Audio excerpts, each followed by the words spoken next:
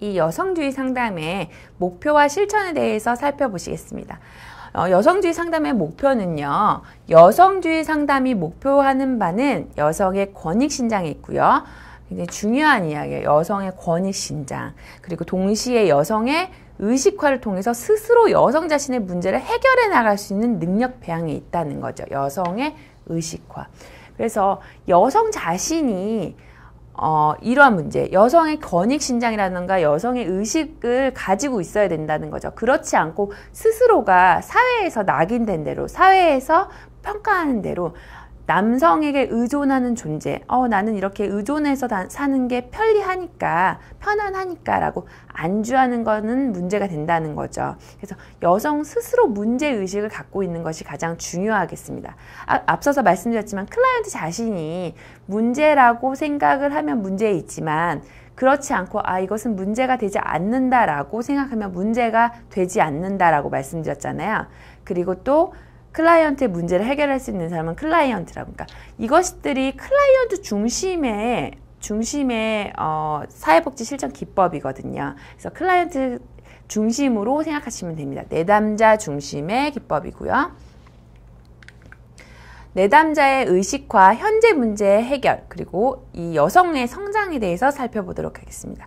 여성주의를 처음 도입하면서 내담자의 상황과 문제를 이해시키고, 그러니까 본인의 문제를 이해시키고 문제 해결과 증상 제거에 기여하고 역할 수행 능력이나 문제 해결 능력을 향상시키고 또 인간관계를 재조정하고 궁극적으로는 자존감 향상 및 긍정적인 자아 형성 등을 가능하게 하는 것이죠. 자, 이 이야기는 무엇이냐면 일단은 여성들이 그 내담자, 이 여기서 말하는 여성들이 자신의 상황과 문제에 대해서 인식을 바로 하고 있어야 돼요.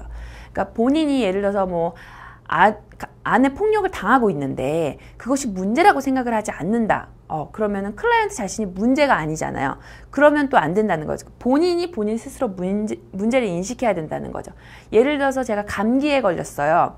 그래서 감기에 걸렸는데 주변 사람들이 뭐 황소연 교수님 감기에 걸리신 것 같아요. 뭐 기침도 많이 하고 콧물도 많이 나오시는 것 같아요. 얘기를 해줘요. 근데 내가 봤을 때는 감기가 아니고 그냥 목에 뭐가 걸린 것 뿐이에요. 제가 봤을 때는. 그래서 나 감기 아닌데 이렇게 이야기를 했어요. 제가 감기에 걸린지 모르고 있는 거죠. 그러면 어떻게 될까요? 증상이 점점 악화가 되겠죠. 그런데 제가 감기가 조금 걸렸는데 감기에 걸린지 알고 있어요. 난 감기에 걸렸어. 병원에 가서 약도 먹고 푹 쉬어야겠어. 그러면 어떻게 될까요? 금방 낫겠죠.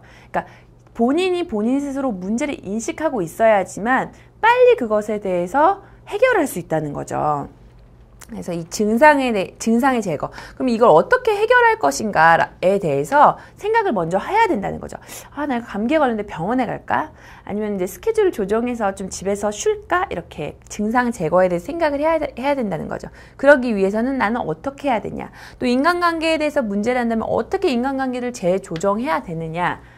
이렇게 생각을 하는, 정책이 만약에 뭐 잘못됐다. 이 정책에 대한 수정이 필요하다. 그러면 어떻게 할까요?